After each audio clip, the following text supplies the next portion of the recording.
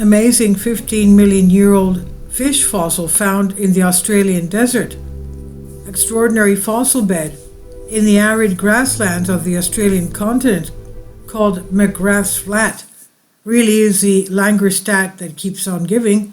Just a few years after uncovering a trove of exceptionally preserved fossils, paleontologists have now discovered a brand new fish species that lived and died during the Miocene 15 million years ago.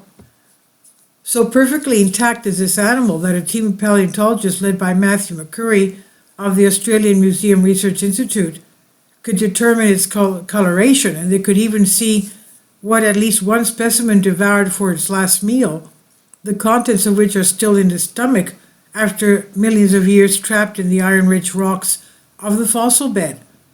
The fish has been named Ferruaspis broxi after the paleontologist Jochen Brox of the Australian National University, who discovered several specimens of the fossilized fish at McGrath's Flat. This little fish is one of the most beautiful fossils I found at McGrath's Flat, and finding the first vertebrate among the abundant plant and insect fossils was a real surprise. Brock says, this discovery opens new avenues for understanding the evolutionary history of Australia's freshwater fish species and ancient ecosystems. Fossilization is an intense process that often involves pressure and heat. It's not kind on bone, never mind soft tissue. For an organism to be fossilized after it dies is rare. For soft tissue to survive is rarer still. Fossil beds in which the preservation level is so exquisite, the soft tissue and the fine details of the animal remain are known as Langerstatten. McGrath Flats is one such Langerstat, a formation of iron-rich rock called goethite, in which fossils were so intricately captured that structures smaller than a cell can be discerned. It was in this bed that Brox found several beautiful fish of species never seen before, and a family never found fossilized in Australia. The freshwater smelt.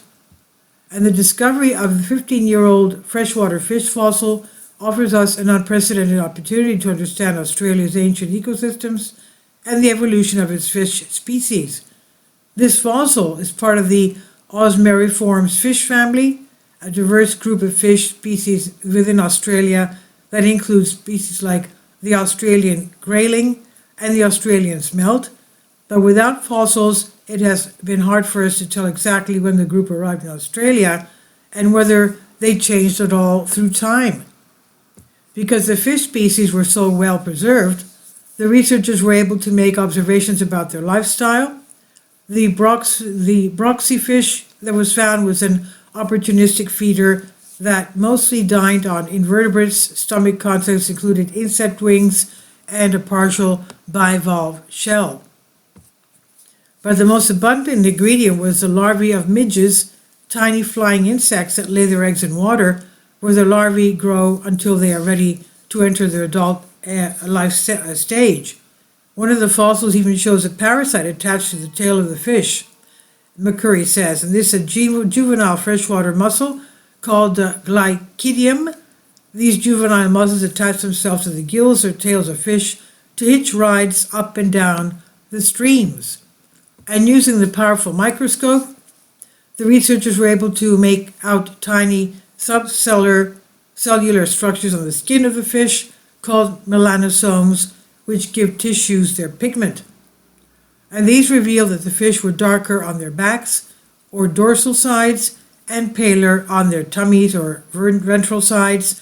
They even had two dark stripes running down the length of their bodies near the spinal column. The McGrath's Flats fossils have much to offer us yet. The researchers have described a wonderful giant trapdoor spider discovered therein, but there are multitudinous other fossils from the site, including plants, insects, and even a bird feather that has not yet been formally described. The fossils found at this site formed between 11 and 16 million years ago and provide a window into the past, McCurry says. They prove that the area was once a temperate, wet rainforest and that life was rich and abundant in the central tablelands. The research was published in the Journal of Vertebrate Paleontology. And this is by Michelle Starr in Science Alert. Please leave your comments and thank you for your support. Please support my Patreon account. The daily posts are 5 videos daily, and they are totally different from what I have on my YouTube channel. Thank you so much for your support and that you find all my content so interesting. You'll find the Patreon account details in the description box below.